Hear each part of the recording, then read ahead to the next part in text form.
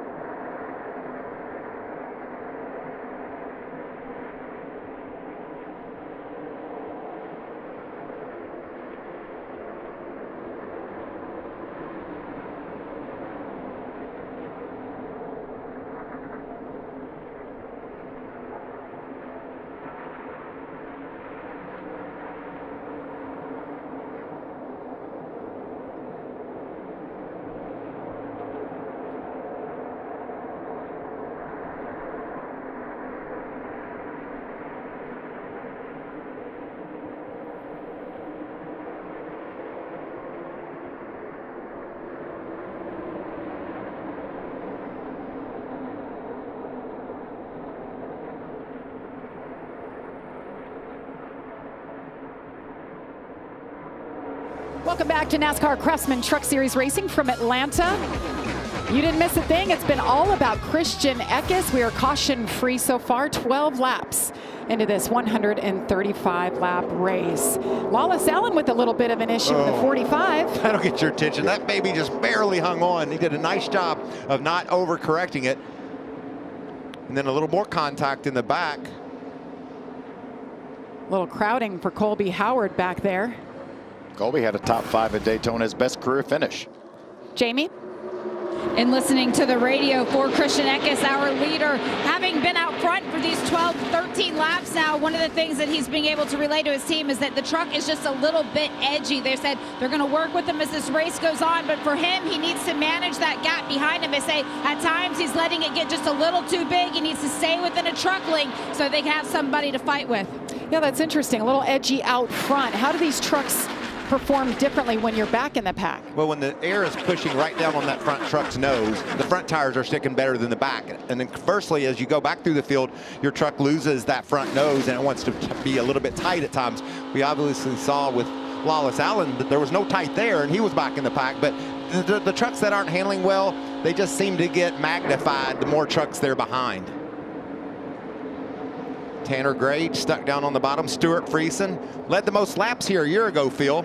Yeah, he started to try to run the bottom earlier and really wasn't able to get anywhere. The problem with running the bottom is you have to be able to get in line somewhere. 35 at Jake Garcia. Ooh, he has a moment. Man. They created that moment by getting into the back of Carson Hocevar, it looked like, in the 42. Jake Garcia, 18 years old, learning as he goes, and Carson Hocevar says, I don't want you learning at the price of me.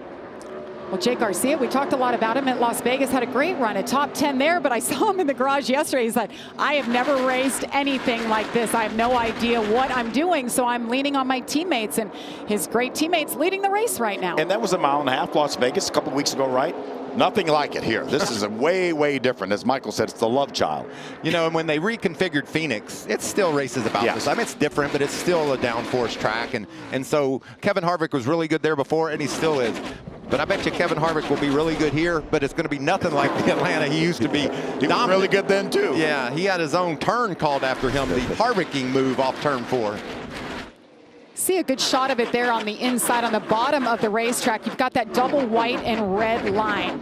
That is a no-no. If you go beyond that, below it, I should say, and try to make a pass, that's a penalty. You'll be coming to the pits, and if you force someone down there in NASCAR's eyes, they can bring you in as well. So that could be a part of the game come late in this race as we see the 43 truck of Daniel Dye going a lap down. From the very start, he didn't look like he was up to pace for whatever reason. You think he's got a problem with his something under the hood of his shop, DanielDye.com?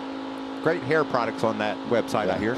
He's got great hair. Boris Said hair. If you're a Said head out there, you know what I mean. But yeah, certainly off the pace. That's disappointing. He didn't get to learn anything right from the go. Maybe lose just his one lap here, Phil, and can get to the pits and see what they can diagnose under the hood. Maybe a chance here. We're only 12 laps away from the end of stage end. Maybe he can stay on the lead lap or get his lap back on the free pass. Daniel Dye is just his 3rd career start. Fans having a good time. They don't mind that it's cold. Families are out here, love seeing it. Christian Eckes continues to lead here at Atlanta.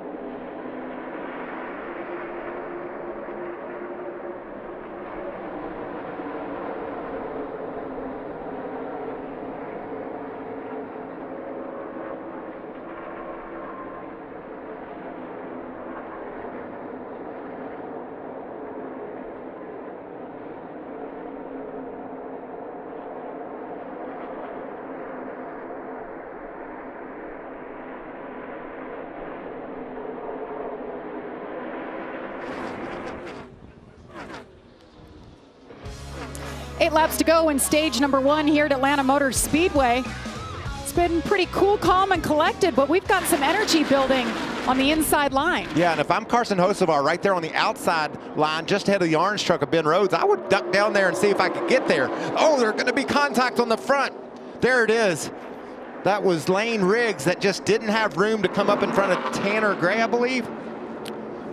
That's Lane Riggs in the number 1 for Tricon Garage. Got the call this week to hop aboard. Another one of those drivers that has never raced anything like this. Yeah, to find out just a few days before you get in this seat. Here we go. Take a look at what happened. It was a run from the outside from Gray, and Lane Riggs just moved up and there wasn't room there. Tough break for teammates as well. Wow.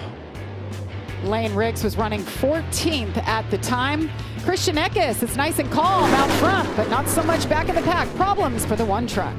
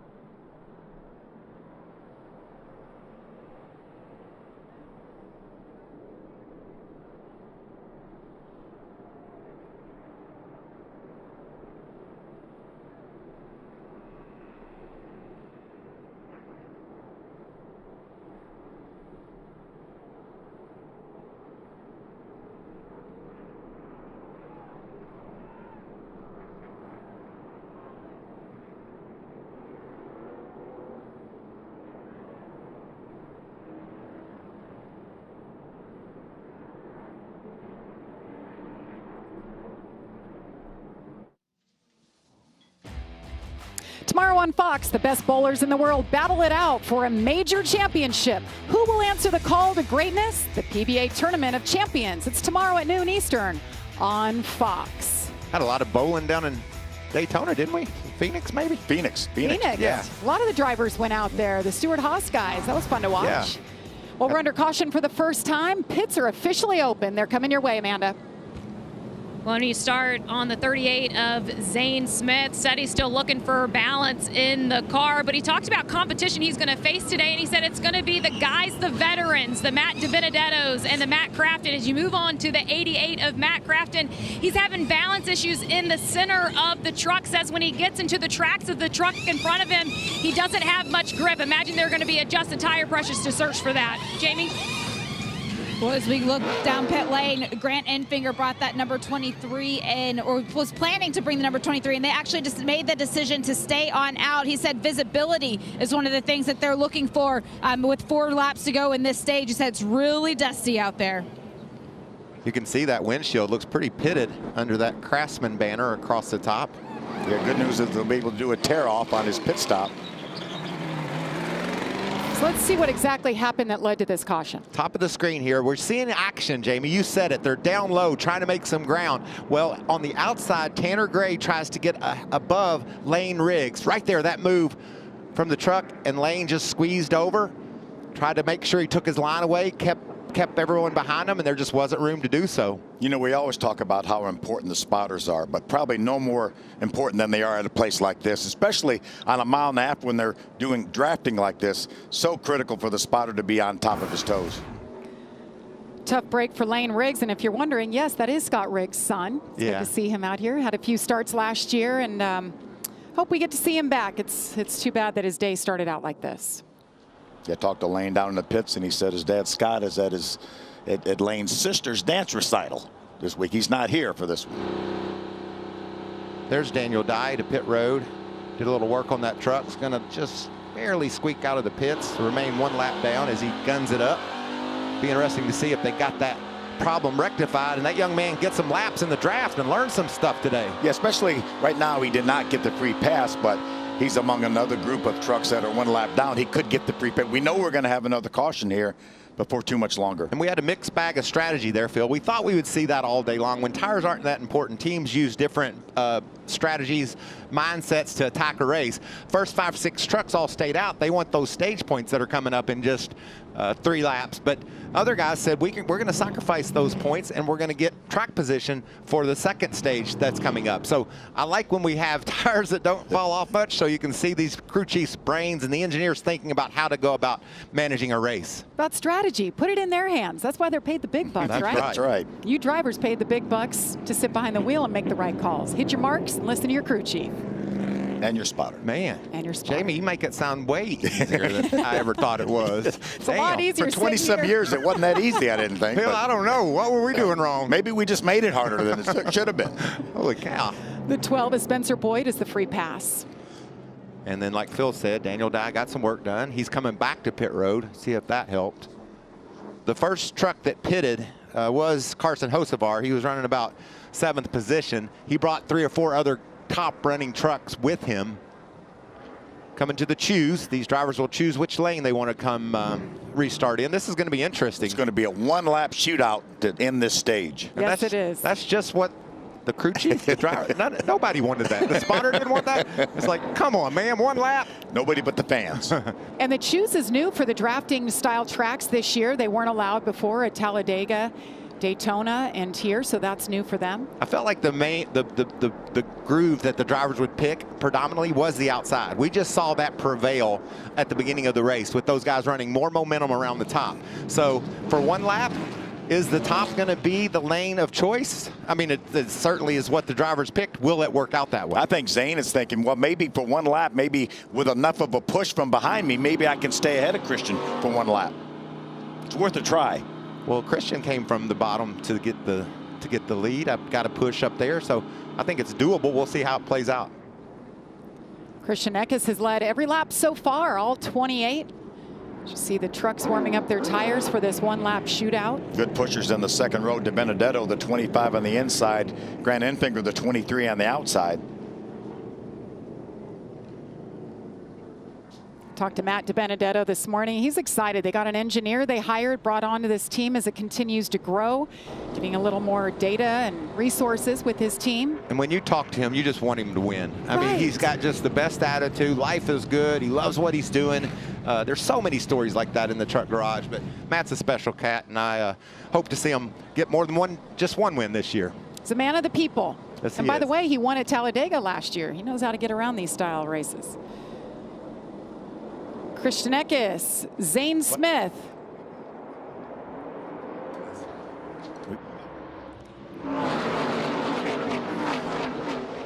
Kind of push. Can we get from the bottom? Oh, he's getting a big one. You could see wiggles out of that Zane Smith truck. But look, Matt De Benedetto is on him. They can lock bumpers here. They can lock bumpers. Down here, crafted. Wow, that's a lot more organized on the outside, though. And a little squirrely up front. Yeah, it's very squirrely. Will Zane Smith have enough energy to get around? They're side by side. Green and white checkers are out. Christian Eckes. Christian Eckes gets that stage 1 win. Playoff point for that cat. Great start to the season for that team. Well done, Mr. Eckes. This new home for him, it's suiting him as he works on our Fox car. We'll be back from Daytona after this.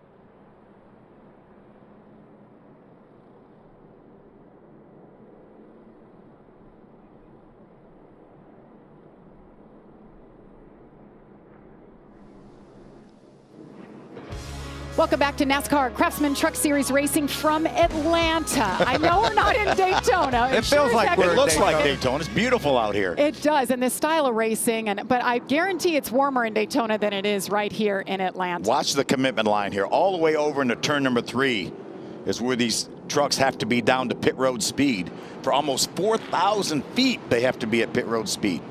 What do you do for all that time, Phil? Oh-de-do-de-do. Look at You your watch dash. that. You watch that tack as closely as you can is what you do. You want to be precise so you can get all you can for your pit crew.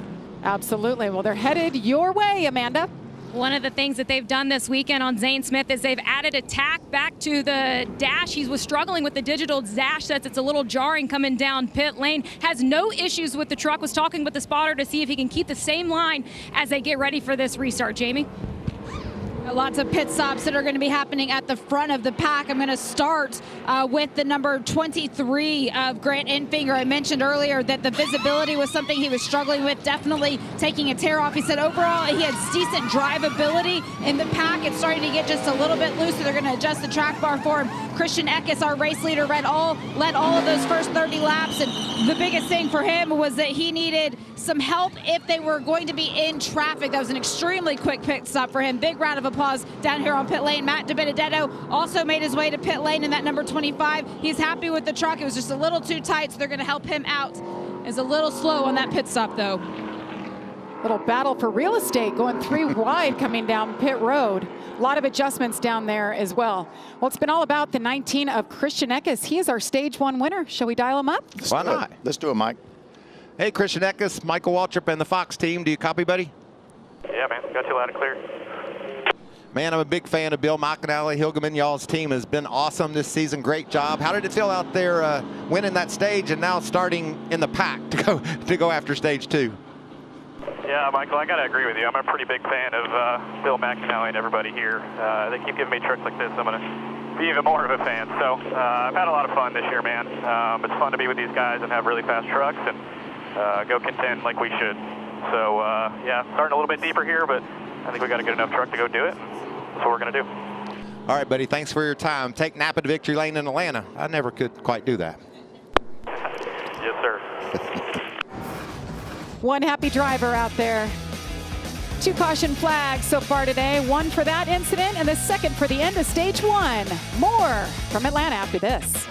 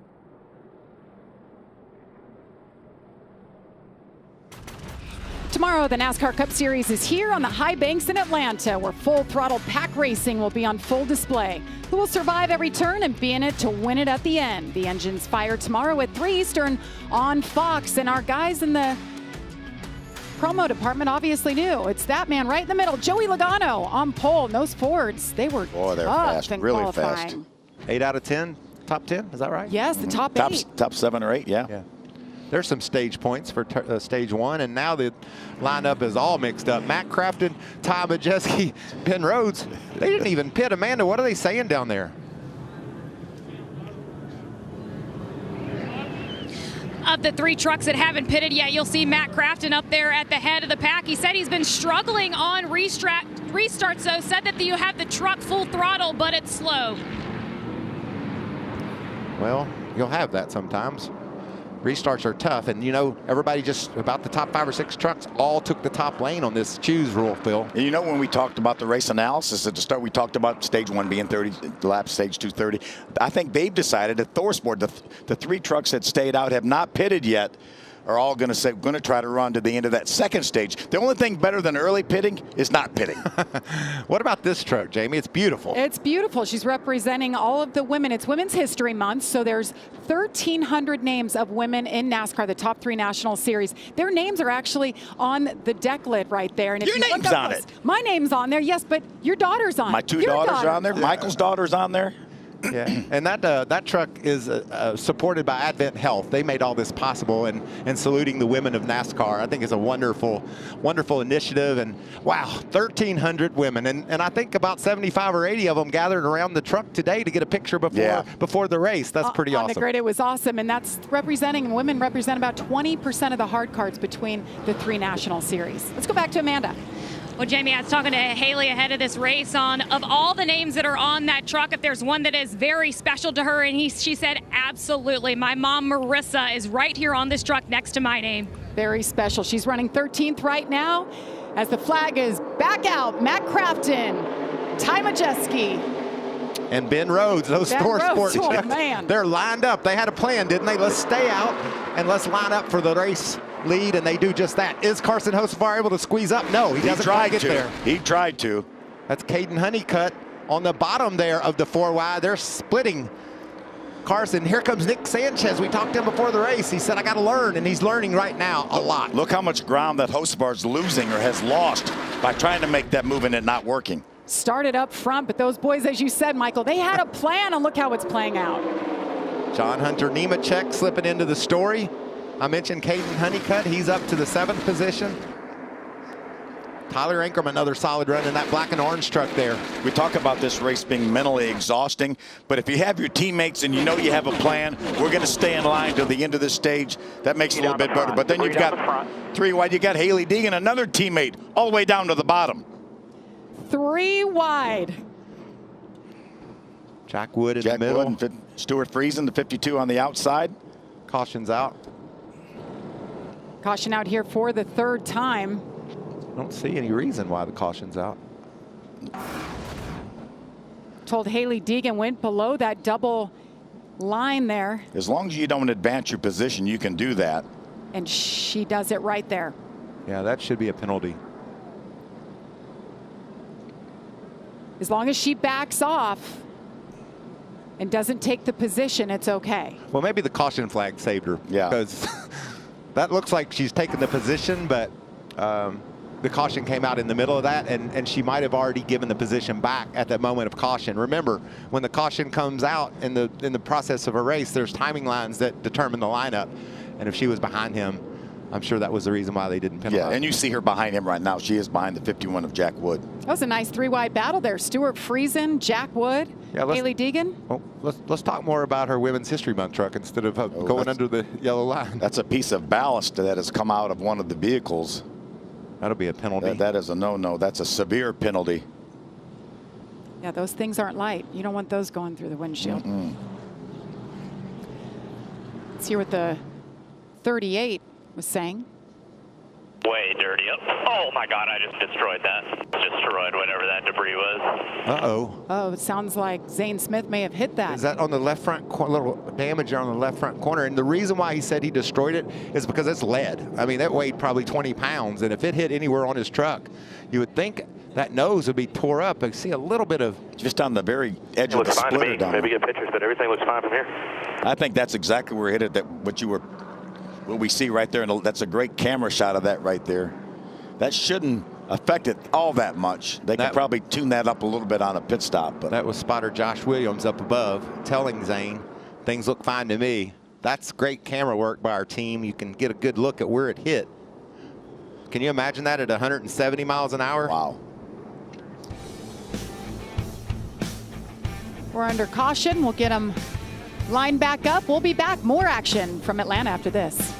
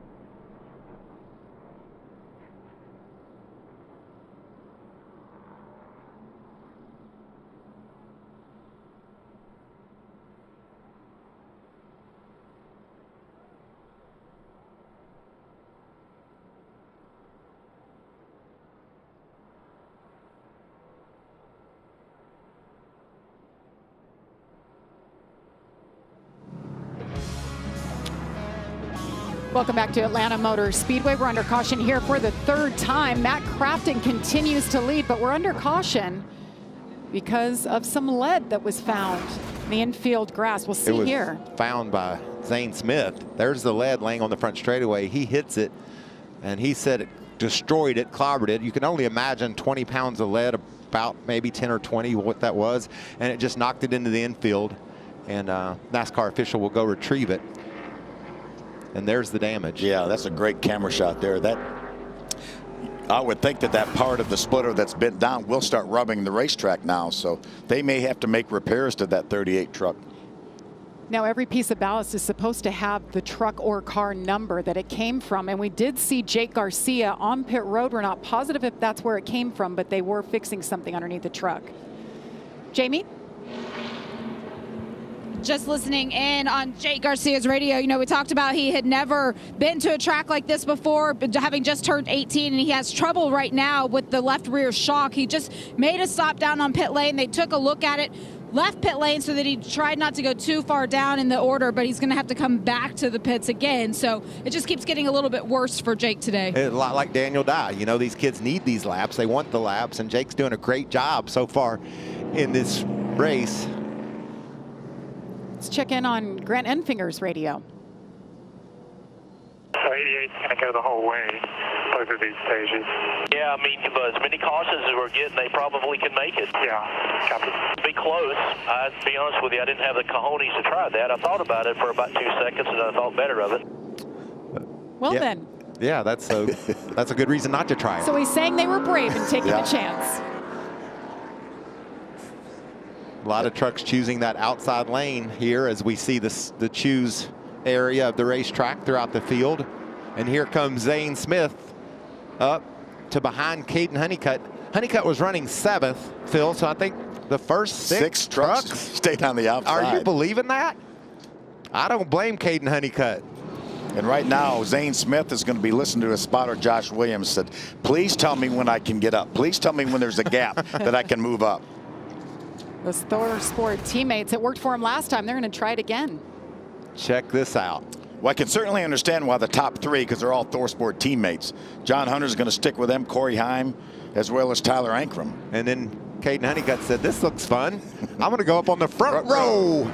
I want a clear view up there. Thank you very much. Pick up 5 spots.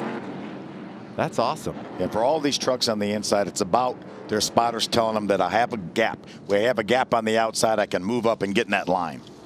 We'll see what Caden Honeycutt can do there on the front row, the 19-year-old from Willow Park, Texas. Late model racer. Getting another shot at it here. Finished 9th at Phoenix last year. Really raised. Yeah, I saw his teams in the garage yesterday, and they said he's a wheel man. He can get it done. Well, we're going to see that right now. All right, here we go.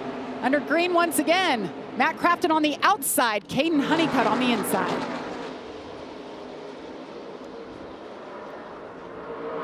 Let a truck jump to the outside to make it 3 wide. Big push from Zane Smith on the back of the 04 truck. It's going to be hard for that young teenager to hang on to, but he's doing a nice job so far. It was Roger Carruth in the 24 truck that jumped to the outside, made it 3 wide. Wow. This makes my heart rate go up, knowing how tense it is when you're in the draft and running and pushing. Push down the front here. Side by side. Here's your push. 38 still pushing even. Nice so run. far, so good for the bottom. Yeah, the inside's doing a nice job right now. Bailey Curry, the 41, has joined that inside line. He's 3rd back on the inside.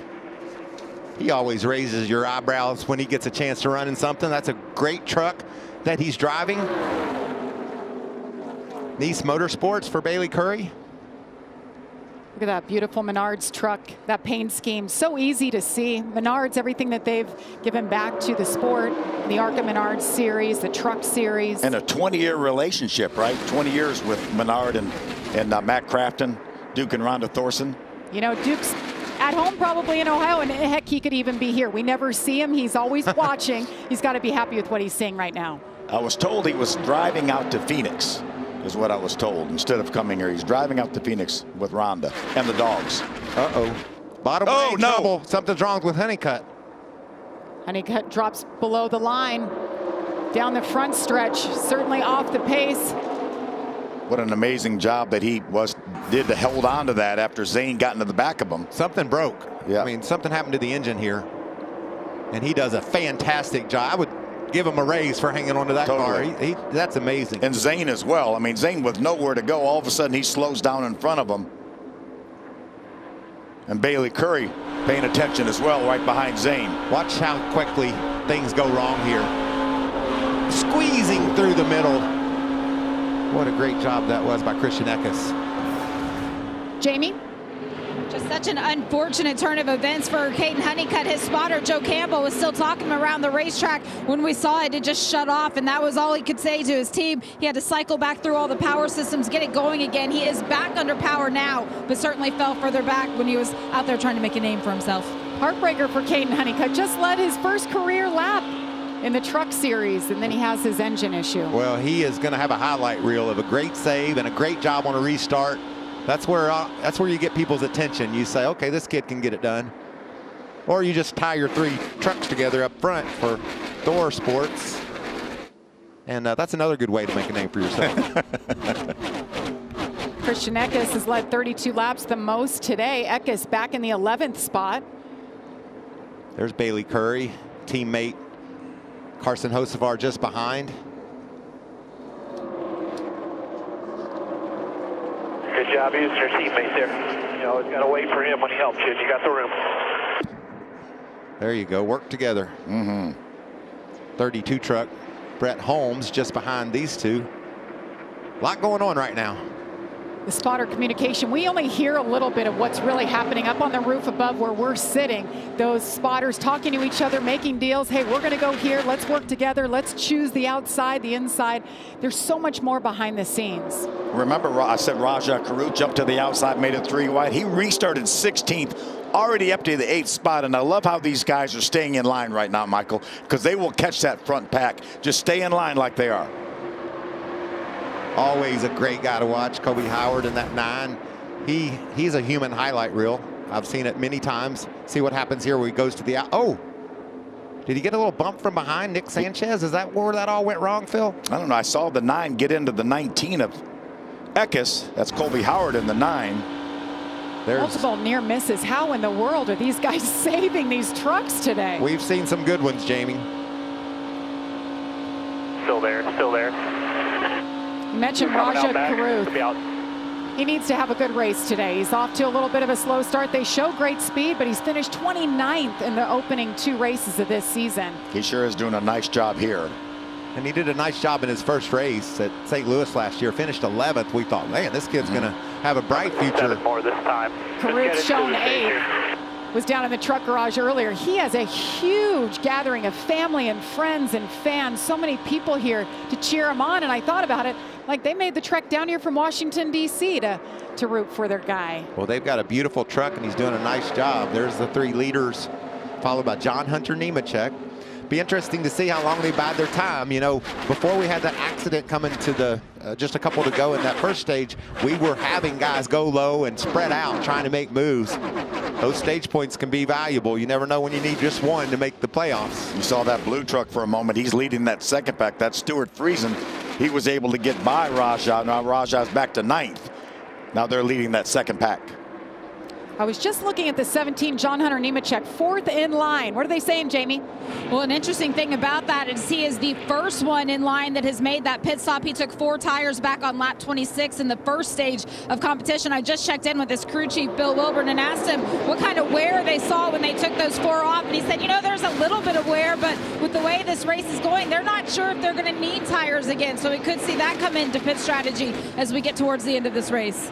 John Hunter Nemechek, double duty today. It's a long day here at Atlanta for him. Remember, the Xfinity Series is coming up right after our race today. Keep an eye on that 52 truck of Friesen. Made another move. He brought that second pack up to the first pack and made a pass or 2. He's up to 7th now. Got 4 to go this time by. If you're going to try to make some moves, it's time. Christian Eckes, he won that stage. I said, look what you got. You got to start in the middle of the pack. He's not gone very much anywhere.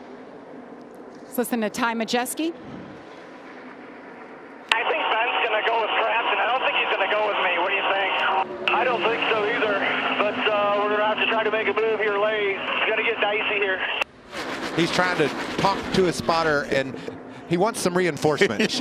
I think I just want to stay behind Matt and not take a chance on pulling out and having Ben Rhodes not go with me. I think that's probably a smart move. I think that would be the lesser of two evils. If he pulls out and Ben doesn't go with him and nobody goes with him, then he could be freight trained all the way to the back of this pack. It might be wise to do whatever you're going to do coming off turn 2. Maybe try to lay back a little bit onto the front bumper of Ben Rhodes and get that push toward Matt Crafton to make that type of move. As a drafting guy, you know, you're not just flat out wide open all the time. You're always playing with the throttle, trying to check out those gaps. And that could be what John Hunter, the experienced John Hunter Nemechek, you saw how far behind he was and what a run he got. And now that might just be a test run, Phil. He fell back 4 or 5 truck lengths. He made that test run. He said, okay, I'll see how long I've got a little momentum. I see how long it took me to get there. Yeah. We'll see if that plays out. I was talking to Ben Rhodes yesterday, and he said he ran about half throttle in the middle of the pack. The guys running up front are just trying to manage the distance, mostly running full throttle. Ben said you can run half throttle in the middle of the pack. See the gap? He's doing it again. He fell back, did John Hunter, and there he goes. That's exactly what that was all about. And look at that big push. Final lap of stage number 2. Matt Crafton looking for his first stage win since 2020. The pressure's on, though. The 17, John Hunter Nemechek. They're there. Got a push from Corey Heim, his teammate. A big push. Did he pull up? Not quite. Coming out of turn 4, who's it going to be for the stage win? It looks like it'll be the 88. Matt Crafton does it. Wow, that was thrilling. That's going to be an indication of what we're going to see towards the end of the race, I think, too. That was just experience and knowledge, using your brain, your foot to lay off the gas pedal to make ground, and that's what John Hunter Nemechek did perfectly. Teammates helping teammates, and it paid off for Matt Crafton. He gets stage number 2 win. We'll be back for pit stops after this.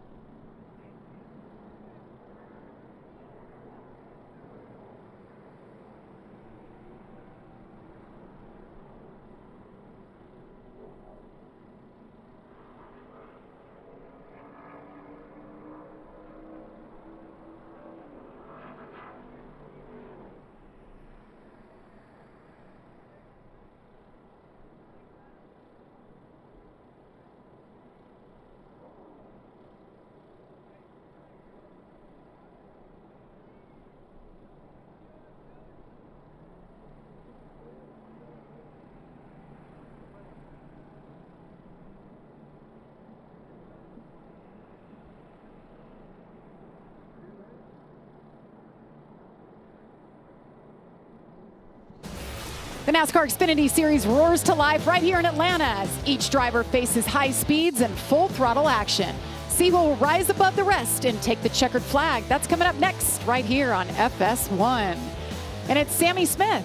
He's going to lead the field to green. That was so cool watching him race last week.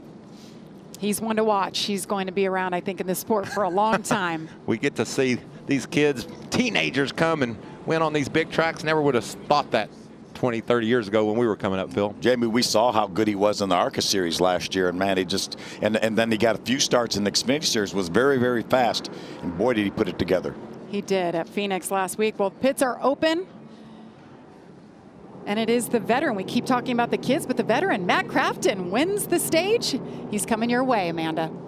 Well, as Matt Crafton comes down, you're also going to see the 99 of Ben Rhodes make his way down to pit as well. He's one of the teams that has opted to stick with the analog dashes this season. Didn't want to miss with that digital dash and said he thought this would really help him today on this tricky, long pit stops, but said that the truck felt great, felt even better as some of the fuel load burned off, but there you are. There's that leader, Matt Crafton. His team told him excellent job on picking up that stage win. It's going to be 4 tires for Matt and 1 round out of the track bar. Jamie? Also coming down pit lane will be Ty Majeski for his first pit stop of the day, as well as John Hunter Nemechek for his second. For Ty, he needs a couple of chassis adjustments, so they're going to take a couple of extra moments, as well as 4 new tires for him. For John Hunter Nemechek, the number 17, he's angled out just a little bit. Wanted to give a heads up to the crew for that because the number 30 who's put it in front of them was also coming. A very quick pit stop for John Hunter as he only took 2 tires. Thank you, Jamie. The race off pit road. Little contact on pit road there as well, Jamie. Yeah, the second time in a row. It's a crowded little spot. Pretty narrow. John Hunter Nemechek there. 2 tire stop up. I think Brett Holmes maybe was part of this, and Sanchez, or? Yeah, I saw Brett Holmes turn sideways. See a lot of damage to the right front corner of Sanchez's truck. Yeah, there's Brett Holmes. He was, I think, pulling in when Nick was trying to leave. See him pulling out the fender on the left rear. Here's the contact. See, Brett's coming in his pit. Pretty significant contact right there, and that's the problem when you come and do fuel only. You have you're going to leave before the other trucks get to their pit, and it's really up to the crew chief to say, okay, you can go now, or we got to watch out for the 32, whatever the case may be. They continue service on Brett Holmes' truck. As you see Nick Sanchez, they were able to pull that fender out.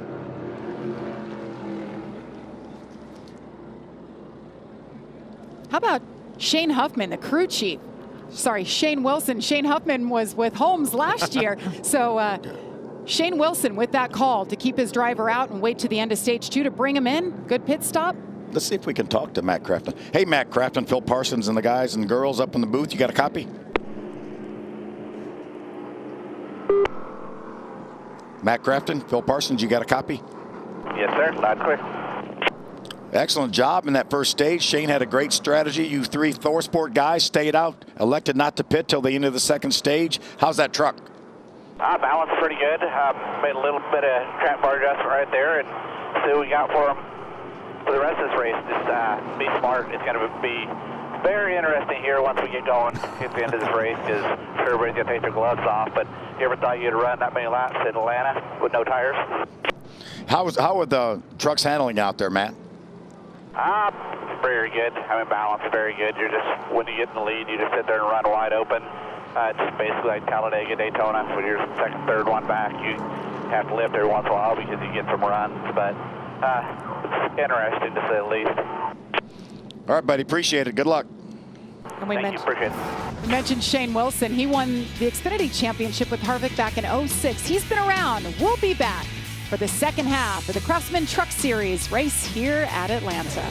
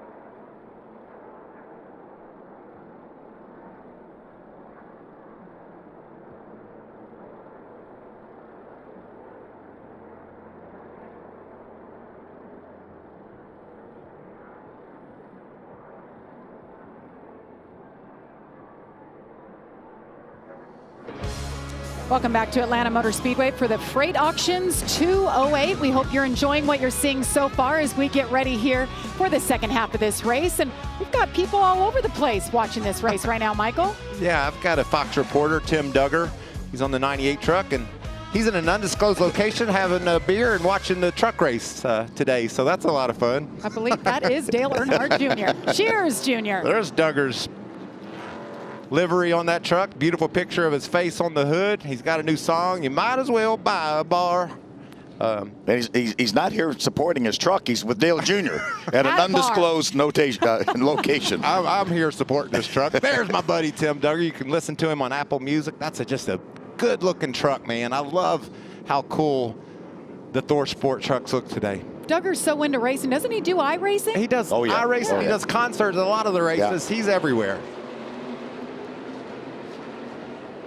John Hunter Nemechek, Corey Heim.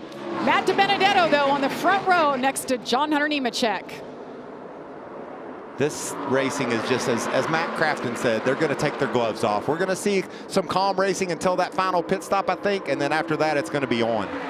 I think right now these guys would like to get 5, 6, 7, maybe 10 laps under their belts, and if the caution comes out now, then I think they come back to pit road, top off with fuel, and then they're done pitting. Ooh, a little wiggle there for the blue truck of Stuart Friesen down into turn 3, but he gathered it up. Zane Smith in the 38 on the inside, been a really good pusher today, but he has yet to lead a lap here. He's our winner from a couple of weeks ago at Daytona. Look how little help they have down on the bottom. It's just DiBenedetto and then Zane 3 truck lengths back. You talked to Corey Heim at the start of the race, Phil, and there he is again. He's surfaced at the front. You said how good he is on these drafting racetracks. He's proven that right now. Let's get an update on the 16, Amanda. Well, Jamie, when I talked to Tyler Ankrum ahead of the race, he described Atlanta as exhilarating. But what's not going to be exhilarating is his team is telling him that they are 12 to 15 laps short of making it to the end of the race on fuel. So, Phil, my question to you, how hard is it to save fuel and still give it your all? Well, you don't have to save fuel. That's the good thing, because they know they're going to have to stop. They know everyone's going to have to stop. Again, they need to go at least 6, 8, 10 laps. And then I think everyone would be in their window, because they know the 3 ThorSport trucks ran over 60 laps plus pace laps and a couple caution laps. So they know if they can get to about 60 laps to go, then they should be good. A lot of action on this lower lane. Guys trying to pull down and help one another, but look at the speed up top. There just isn't anyone making gains down at the bottom. Nick Sanchez, after the trouble on pit road, has rallied and now is a part of this lead draft. How about Matt DiBenedetto? Started on the front row, dropped all the way back to 13th. As you guys mentioned, there's just not enough help, not enough energy on that inside line. But they're going to keep trying, Jamie, and eventually they're going to get enough help down there where it's going to happen. But I think right now I'm kind of a fan of just chilling, Phil. I want to not worry much about it until you make that pit stop you talked about, and then make sure you're in a position. Unless I'm up front and I'm going to be defensive and I'm going to make sure I keep my track position. But if I'm back 10th, 12th, I'm not going to worry much right now. Nick Sanchez in the 2 truck had that damage on pit road. He's back to 17th now, Jamie. And they've really been able to make something with that mistake. So when they came into pit lane, their only intention was to take 5 seconds of fuel, get them what they needed. After that contact, they had to push him back, lost any of the track position they would have gained. So they did make another stop on pit lane. He took 4 new tires, started this restart in 25th. He's all the way up to 17th right now. And he's very confidently said to his team, don't worry, I'm going to make some moves here, guys. We talked to him earlier about learning and getting in the draft and bidding in different positions. He's learning a lot right now. Yes, he is. He's had to really rally after that problem on pit road. You saw him 3 wide for a moment. Ooh. All right, I think things have settled a little bit. I think it's time for a good old-fashioned crank it up. Oh, yeah. Atlanta Let's do style. it. Let's do go. it.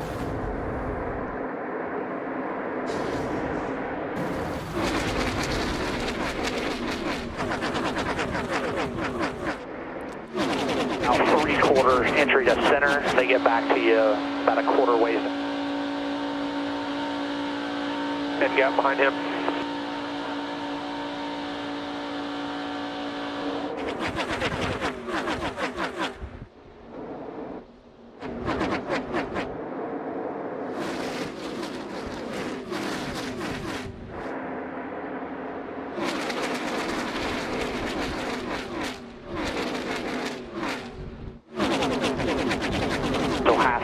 52 shaded down, looked but didn't take the run, still half and half.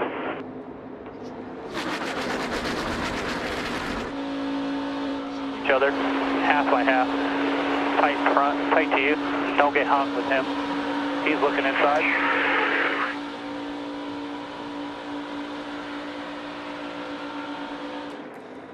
Wow, look at all those decisions these guys are making, Phil. They want those runs. They've got the runs, but do they take them? They have to have somewhere to go. That's the problem. They can gain 2 or 3 truck lengths, but there's nowhere to go. They can't get in line on the outside, and then the outside will pull them. New crew chief on board for the 52 is Stuart Friesen this week. Blake Bainbridge now is the crew chief, having a great run here. I talked to Stuart yesterday. He led the most laps here a year ago, as I mentioned, but he also said he loves this place, and he just felt like they needed something different, a fresh change. Chris Larson, team owner, Trip Bruce manager, they just got together and made that move. Oh, that was close. Huh? Yeah. Chase Purdy, the 4, looked like he got into the 16 of Ankrum. I think Blake was Rusty Wallace's crew chief in the Busch Series back in the day, and so a lot of experience Steven, right? For Steven Wallace. John Hunter Nemechek continues to lead here. He was solid last year. Can he hang on, though, and bring it home with a victory? Stay right here. You won't miss a thing. We're going side by side.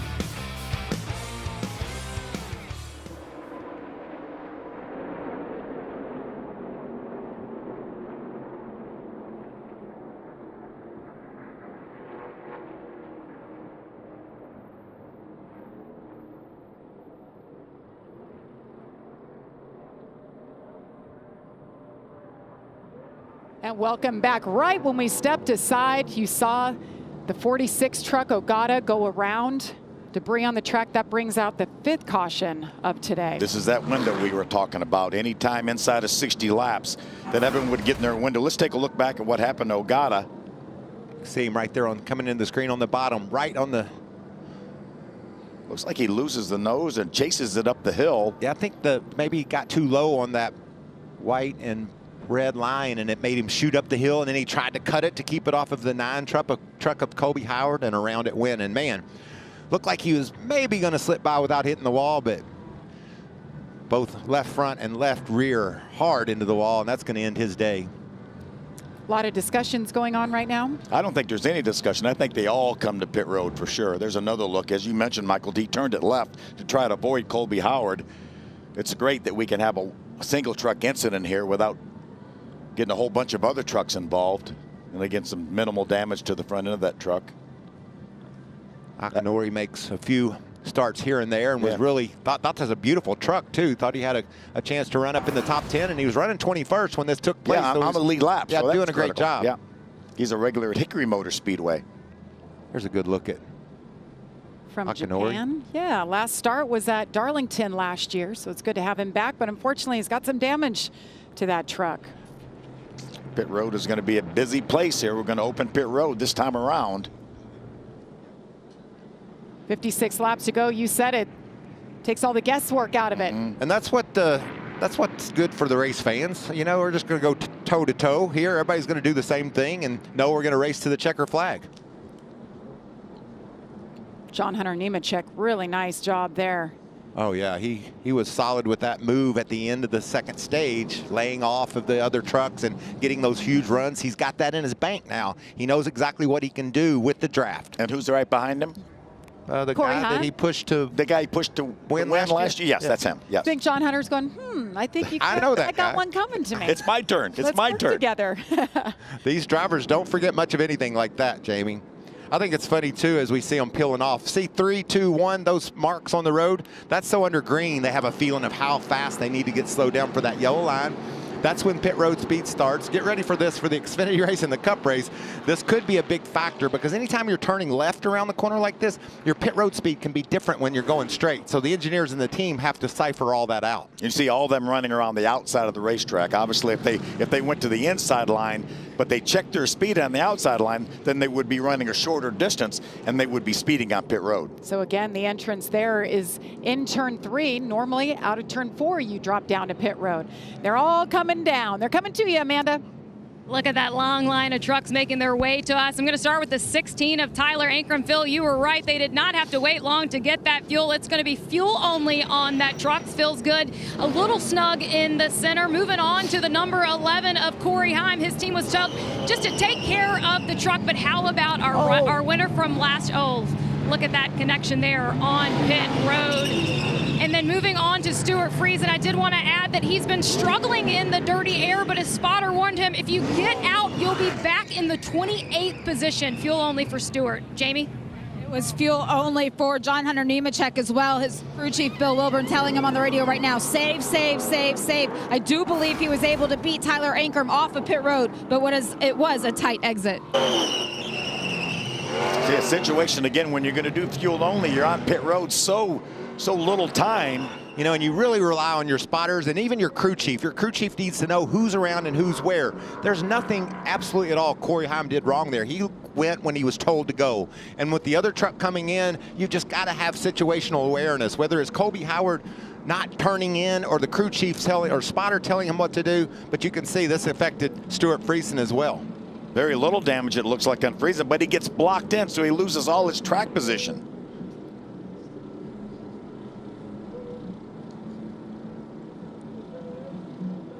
Wow, look at that What a race. battle off pit road. Now he'll choose the outside. That made his life a little bit easier. Did it for John Hunter. And I'm sure Ankrum will pull right in behind him. Yep. They'll line up behind him on the outside. There's been contact every pit stop today. But you guys are right on it with the strategy, the different calls. Timing is everything. We'll get back to racing action. 54 laps to go here in the Craftsman Truck Series.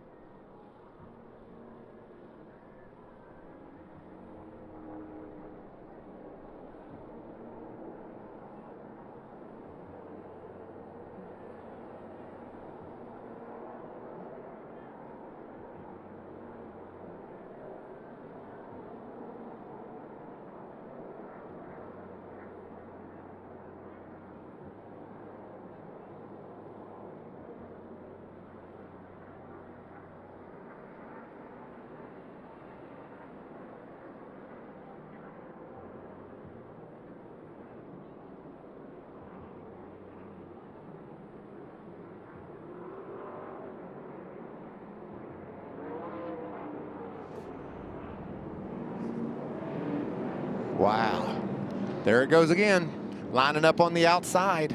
Everybody wants the outside. Who's going to be the first taker to the inside? Is that Chase Purdy in the 4 truck? Chase Purdy in the 4 lining up next to John Hunter Nemechek, who used to drive the 4 truck.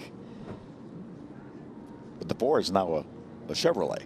That's it's not right. a Toyota anymore. That's right. So they're no longer teammates. You better have your playbook out when you're trying to figure all this out. There's a lot of moving parts and pieces this year, but this guy, Bama Buggies, he's been solid all day long. Chase Purdy's got a great attitude, a great spirit. Top 10 at Phoenix. Cool to see him right up front. Really good run for Chase Purdy.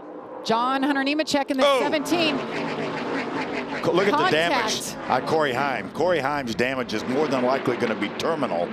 Bring it straight to the box. Bring it straight to the box. Let them clean the grill. And remember, the reason he's back there is because of the contact on pit road. He would never been in that position. And remember also, the restart zone's longer, and these guys have more options. And usually what that means is the leader waited and waited and waited to go.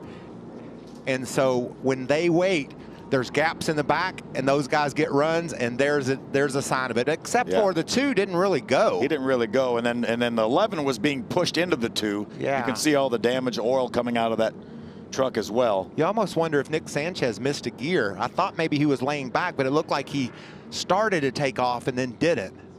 See if something happens there. Yeah. And it just piles them up behind. It's amazing that Nick Sanchez basically hardly has any damage to the back of that truck. He went under him. And Corey Heim's truck is destroyed.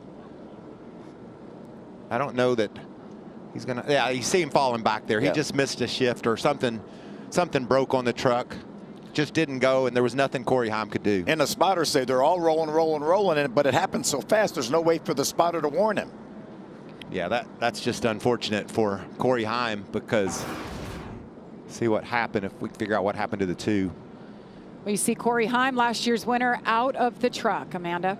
Yeah, and what a shame. When I talked to him earlier ahead of the weekend, he described that day as just simply perfect. Said he had so much adrenaline, he didn't even remember the post-race interview on track. But yeah, just a disappointment from here at the team. You can see the laptops being shut, gloves are being taken off, so you know that the 11 is done for the day. He did relay over to the team that he thought Nick Sanchez probably missed a shift ahead of him, and just unfortunate getting into the back of that truck.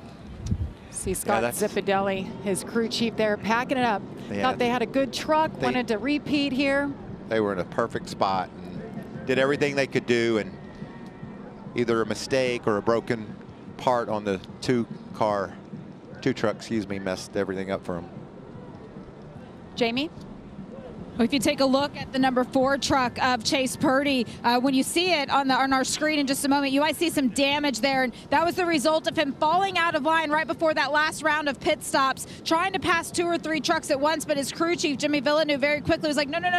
It is not time yet. I know it's tempting to try those moves, but we need to settle in. But now, at this point, we're 25 laps into our final stage here, 50 laps to go. It's time to start thinking about that once we go to green. What moves can you make in the end? Chase has tried it before, it didn't work out, but he has a little bit more experience now. What do you say we get a word with old Chase Purdy? See what he's thinking. Bama Buggies rig. Chase Purdy, Michael Waltrip, and the Fox team. Do you copy, my friend? 4, I got you, Mikey. Well, it's good to see you yesterday. The smile on your face. You said, I'm going to win this race, and you're in a position to do that. How do you execute from here? Yeah, I think you just keep your nose clean and don't put yourself on the bottom to be hung out. Be there at the end. I think that, you know, this is a lot like Daytona, Talladega. You're going to have to wait till the last lap and off of 4 to make your move, or at least halfway into turn 3, dictate your run. All right, we can't wait to watch. Great job. Good luck, buddy. 4, thank you. Let's hear what happened to Nick Sanchez in the 2 truck there on that restart. Curtis, you didn't hit the kill switch on the steering wheel? No, definitely not, because when I spun out, I just fired it right up. Like I was going through the gears. I was in the middle of my first or second shift with power, and it just died. Like I launched on the back of the 25. I agree. Yeah, we saw lose power. But, you know, I said it either broke something or he missed a shift, and he's going with the it broke something side of that story. What other sport can you just dial up an athlete in the middle of their event and get their perspective, or dial in their radio and hear what they're saying? So many great things about NASCAR and all the access. But what a great story for Chase Purdy. We documented that everyone on that restart picked the outside line to choose. He was the first truck that went to the inside, got a quick caution. Couldn't get much quicker. He was 9th before he chose. The top 8 took the outside, and here he is now going to restart 2nd.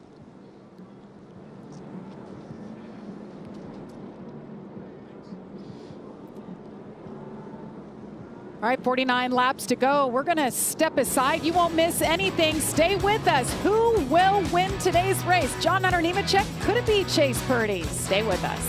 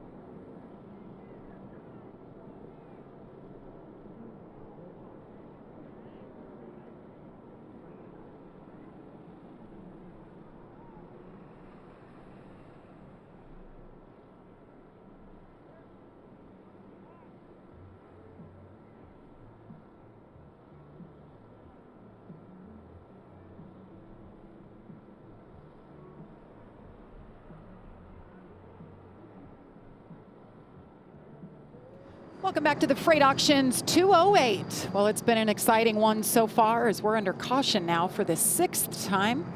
47 laps to go, and remember, keep it here. Xfinity Series action coming up next. We're going to see a lot more of this. Yeah, Tanner Gray, the 15, the 1 of Lane Riggs get together, teammates. Got airborne here at Atlanta. Flying here, and then a dramatic finish to stage 1. Christian Eckes getting the win. We talked about it before the race started, Phil. A lot of strategy today. Right there, Crafton stayed out and gets the stage 2 victory. Yeah, ran all 60 laps.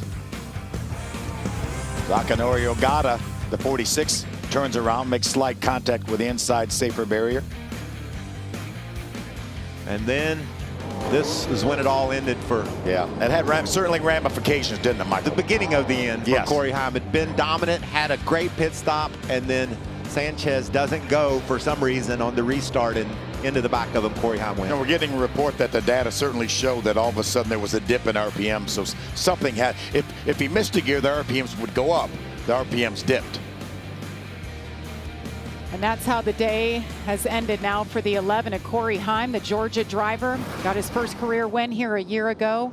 Fortunately, he'll have to wait till next year to try again at his home track. Isn't that just racing, Phil? The highest of high last year, comes back a year later in contention to win again, and it's probably the worst feeling he's ever felt behind the wheel of a truck. How about John Hunter Nemechek? Was solid here a year ago, led a lot of laps, won stage 2, then he had an issue, and then he was able to help his teammate, a little teamwork, to get Corey Heim that win, and now he's in position, but he lost his wingman. He lost his teammate.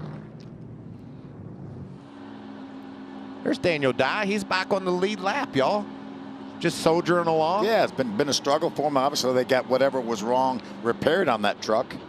We're hearing that it was a coil pack. Remember, these engines are fuel injected. There was a coil pack that went bad. They were able to get it changed, got back on the lead lap. As you see Christian Eckes on pit road. Christian was actually penalized on that last set of pit stops, so he was at the back of the pack anyway. So topped off there. Let's get an update on the 88, Amanda. Well, Matt Crafton has raced at every trucks race here at Atlanta. He won here in 2015. His team just told him, we're good to go to the green-white checker. If you want to, let it eat, buddy. Jamie? Matt DiBenedetto running up in 4th right now. He started the race in 10th. They took 4 tires on the first pit stop, but they've been pretty quick on pit lane ever since then, doing fuel-only stops. And I talked to Matt before the race. He said, you know, we're still just a small team. We're doing big things this year. We've put a lot of work in, a lot of efforts gone into this number 25 machine, and it's starting to show right now. They did run in the top 10 back in Las Vegas before they had a mishap on pit lane. They put extra work into making sure they don't have any of those issues going forward, and it's all about consistency. He's been able to be consistently inside of the top 5 today, so he's going to walk away from here happy. Yeah, I talked to him, Phil, yesterday, and he was already happy. Feels good about his team, feels good about where he is mentally with racing the Truck Series. I'm looking for a lot out of Matt and that team this year. Yeah, Matt DiBenedetto looking for his first top 10 of the year right now, running top 5. So we'll see if the 25 can hang on here. Let's see if we can chat with our leader. Hey, John Hunter Nemechek, Phil Parsons in the box booth. You got a copy? Yeah, I got you, Phil. Well, Jamie and Michael and I are talking about how good your truck was last year, and you helped your teammate go to victory lane, and that same teammate was behind you. Same teammate from last year, Corey Heim, was behind you for a large part of this race, but you've lost him now. What's your strategy? Try and stay out front. Do whatever we can to stay out front. But the guys at Tricon Garage have definitely given me a Fastberry Bullet Toyota Tundra here today, CRD Pro. So just excited to be back in the Truck Series for one more time this year. Try and go get a win out of it. How was the racetrack, John Hunter? Is it similar to last year? Did it lose any grip? What are you feeling out there? I can't exactly give you my secrets. Hopefully they go and transfer over to the Xfinity race later today. So all I can say is I have a really good truck right now. All right, buddy, doing a great job. Appreciate it.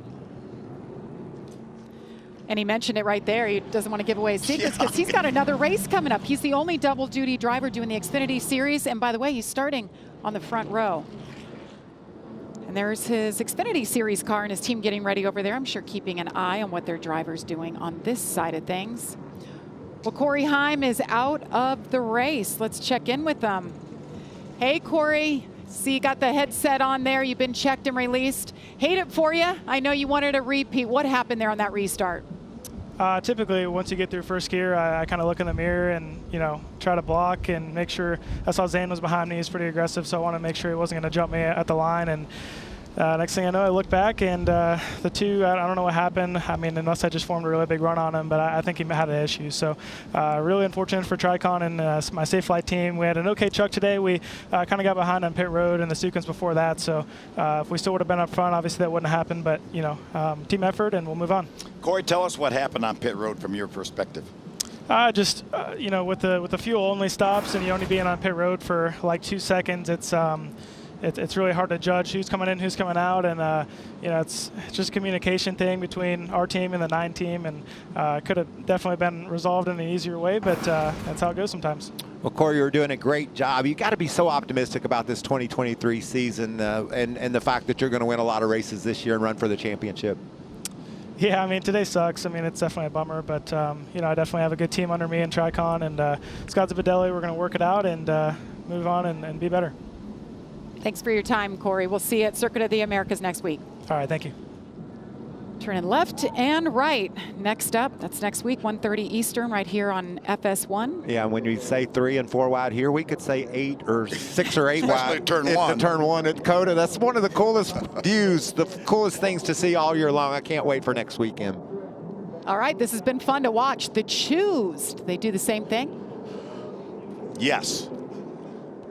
And now some people may have seen how Chase Purdy and Matt DiBenedetto parlayed that inside line into some 7 in a row. Only 7 this time. Outside. Only 7.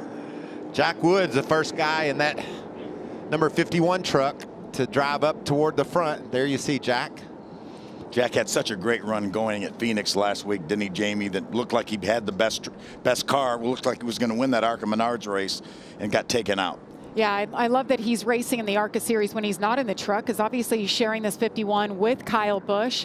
I would imagine there's some pressure. You jump back in this truck that goes to victory lane with your boss man, so you want to prove yourself. And here, he's got a shot here today shown in the 8th spot. Now he's in the front row. So. Now he's on the front row. Yeah, that was the last time they came by. Exactly. Yep. Remember now that Ford truck is his teammate. Chase Purdy is a teammate to Jack Woods, so maybe you think Chase might let him in if he needs to get in? I don't like those games, Phil. We've seen them not work so well. It didn't work in the Daytona 500 when they tried to pull the old switcheroo, or whatever Joey Logano calls it, the dipsy doodle. You know, KBM won 4 of the last 6 here. Purdy and Wood, we see they're in the top 10. Perhaps they can get win number 100 for Kyle Busch Motorsports. Win number 100. That's amazing. Fans on their feet.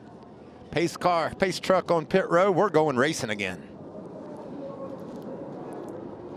It's all about John Hunter Nemechek on the outside in the 17. Good push from the 4 at Chase Purdy. They fan out 3 wide. And there was no thought of Chase Purdy letting Jack in. Pulling the old switcheroo. That wasn't going down, but what a nice run off turn 2 for Jack. Just needs a little bit of push. And that's Zane Smith. We know how aggressive he is. Corey Haim said it. They better make it work on the bottom. There's nowhere to get in on the top, Michael. A lot more trucks on the bottom this time. Ty Majeski 3rd in line on the bottom if they can just get together. Outside line just way more organized than the inside. They're 3 wide down there now. Sorted out into turn 1. Whoa. Is that Majeski in the middle for a moment? Yeah, you don't want that.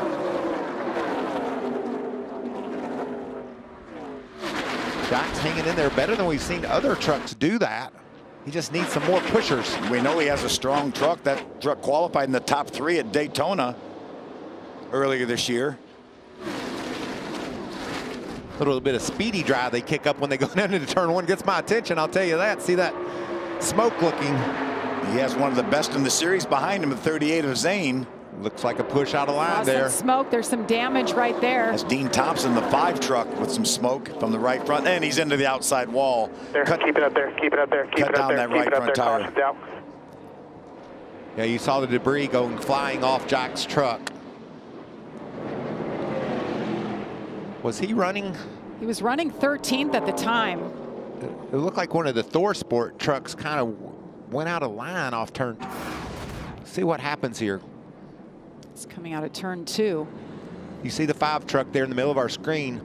Oh, Lawless Allen squeezes him into the fence. And that's going to cut a tire down. That's such a shame. Yeah, he gets into turn 3 and the tire's going to go down. Right front tire is going to go down. I mean, he didn't do anything wrong. He just tried, you know, just close racing and gets cut off and it put him in the wall.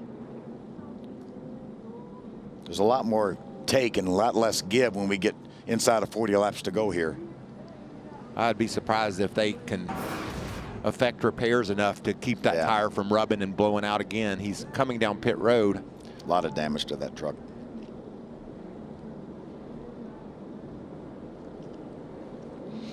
Well, Jack did a really good job. He stayed up in the 4th spot.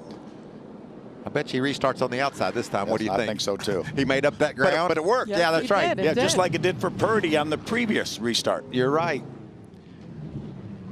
Interesting game these guys are playing. We're going to go Xfinity racing this afternoon and then Cup racing tomorrow. Will it look a whole lot like this, where these restarts will be primarily chosen on the outside? Well, I have to believe so, don't you think? A lot of kids out here today. So many campers. The infield is just absolutely packed. It's a doubleheader here. Yeah, it's a great day for NASCAR. Doubleheader in Atlanta.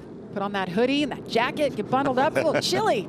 It's a good time to be Zane Smith, isn't it? It is. Started off strong last year. Look at the back of his truck, and he's still up there.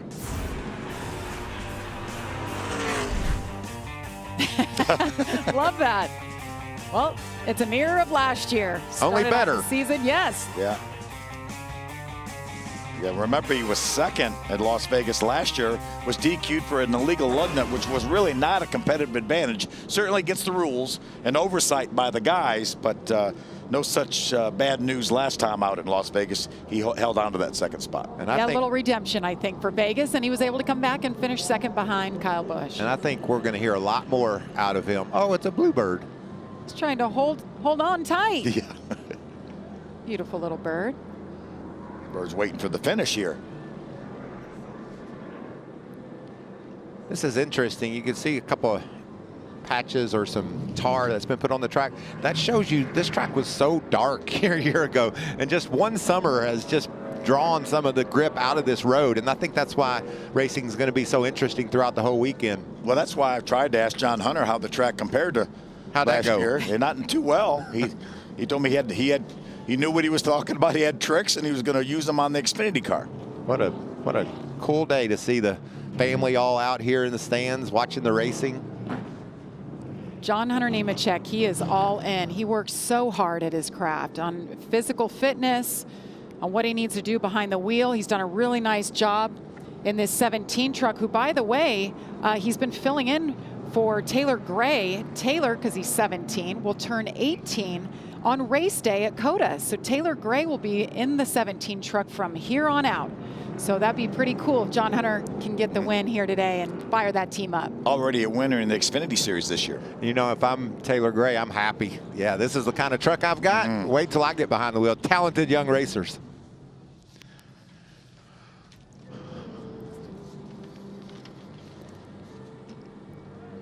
Pace truck continues making his way around. Well, we promised it would be exciting. We'd have a lot of action. It'd be a super speedway style race. What do you think so far, Phil? I think everything we talked about is lived up to. We saw the strategy. We talked about pitting early. The only reason to do better than that is not pit at all, and that's what the 3 ThorSport trucks did. Again, once they got in their window in the third stage, they all came to pit road. They don't have to pit anymore, so we're going to battle it out to the end. I've got breaking news. It's just going to get more and more intense. Every lap that goes by, these guys are going to push and shove, and they won't just settle for being on the low line. They'll try to crowd their way into the upper groove. So the action will definitely pick up, but also love learning. We saw John Hunter Nemechek do that at the end of that second stage, fell off the truck ahead of him. People take note of that, especially the spotters, and say, okay, that's what you're going to have to do if we're going to make these moves. Do they wait till the last lap on the turn 3 to do it, or do they do it with a couple of laps to go? That's the question. Absolutely. You know, all those drivers who are coming up next for the Xfinity Series are watching. The Cup Series drivers are watching because the choose. I think that's really been paramount today. Yeah, it's very important, especially with what we're seeing in the trucks. It'd be different with the aero packages of the other cars, but it'd still be really interesting to see if it plays out where the top is such an advantage. And I like the fact that the bottom of the last 2 restarts has worked for the guys that chose the bottom. They moved way up from like 8th or 9th, and the bottom worked because they got a quick caution. All right, Chase Purdy, we've talked a lot about him. Let's hear what they're thinking. Listen, if he drags a little brake, then we got to make sure we don't push him out too far. So keep working on that. You know, wide open right there. And it's his job to keep it backed up to me because he knows he's going to break away. See what I'm saying? I agree. But they're not going to pass him. I get it. There's insurance for him, but not for me. But keep up what you did right there on the restart and all that. Phenomenal. Phenomenal. That's what you want to hear. Hey, phenomenal. Just do it again. For 35 more laps. Jamie?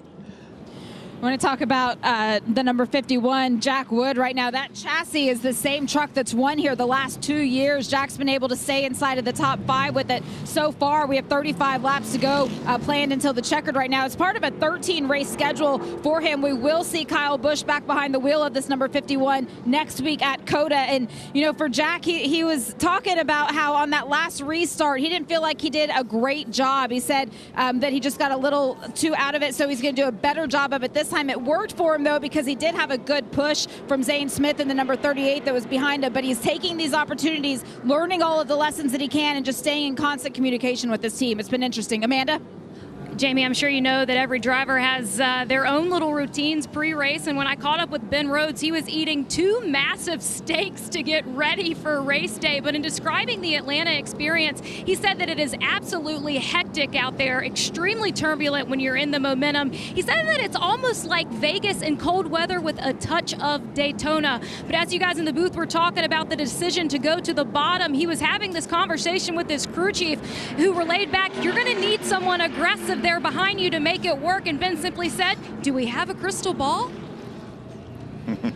Mr. Personality, Ben Rhodes. He is so much fun. Louisville, Kentucky's Ben Rhodes.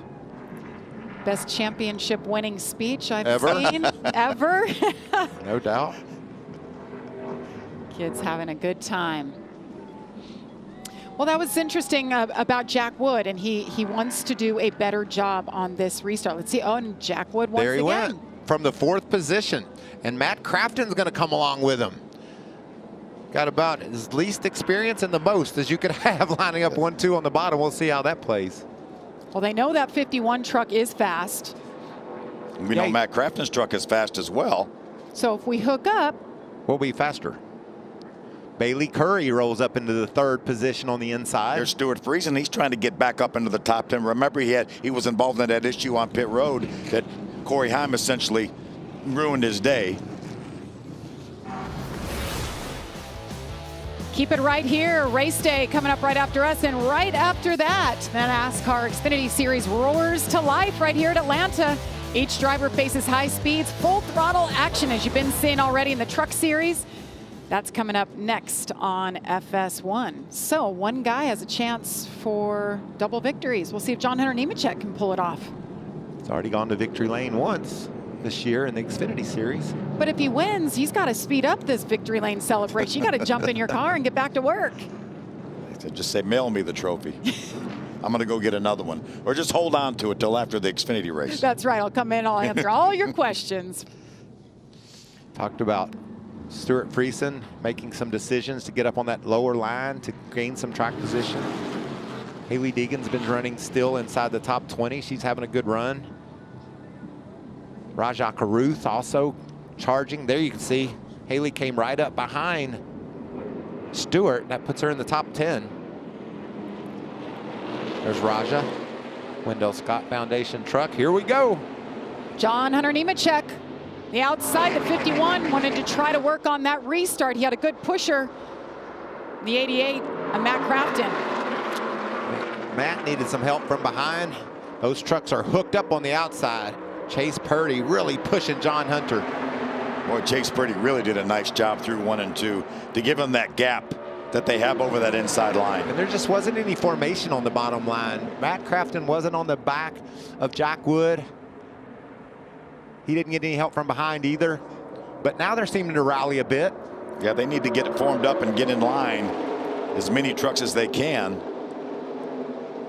A lot of times how you really make the lower line go is if you're for Chase Purdy right now, you dive to the bottom, you can see him coming, you get down there and use that momentum. He doesn't do that. It looked like Matt Crafton was going to try to go through the middle, and that would have hung Jack Wood out.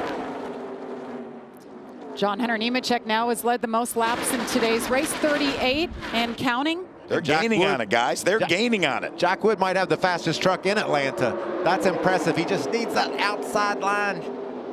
Just needs that push from Crafton to get there. And there it is.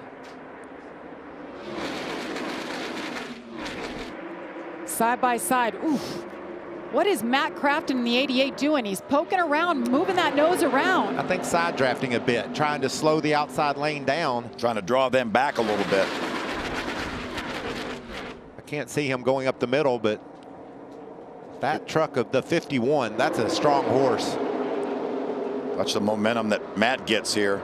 He was about 3 truck lengths behind coming off turn 4, right on the back bumper of the 51 going in turn 1. We only have to do this about 30 more times, Phil. Can your heart handle it? I don't think so. I don't think I can hold my breath that long. Tyler Ankrum there in the 16 on the outside.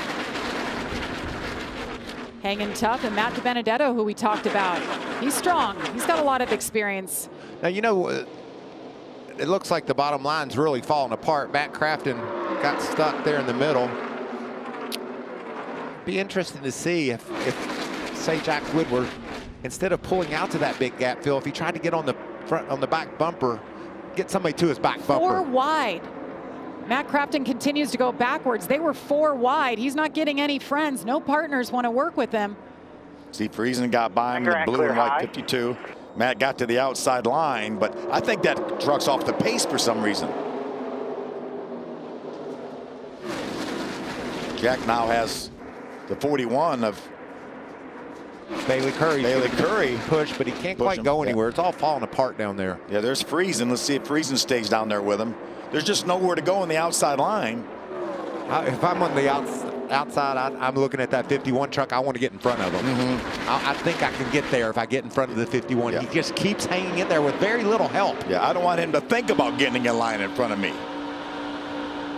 Offense line is going to close.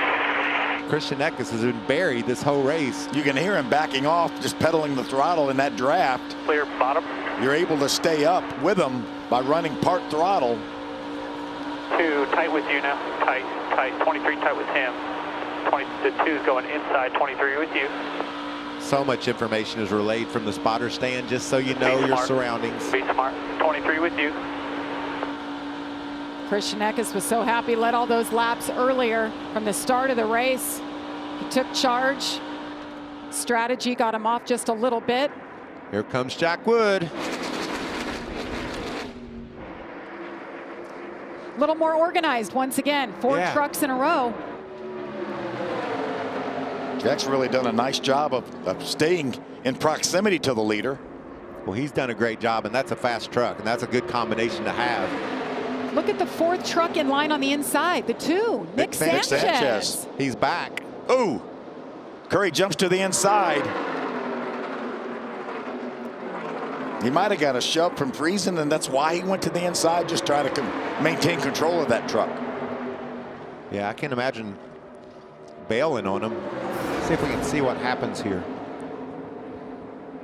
See if the 52 of Friesen, looks like he did get into the back of Bailey Curry. That's why Bailey went to the inside. He was not trying to make a pass on Jack Wood. I wouldn't pass Jack Wood right now. He's the glue that's holding that bottom lane together in my eyes. Yeah, I'm not sure anybody has a strong enough truck to pull that inside line like Jack is. We haven't seen anyone do it all day.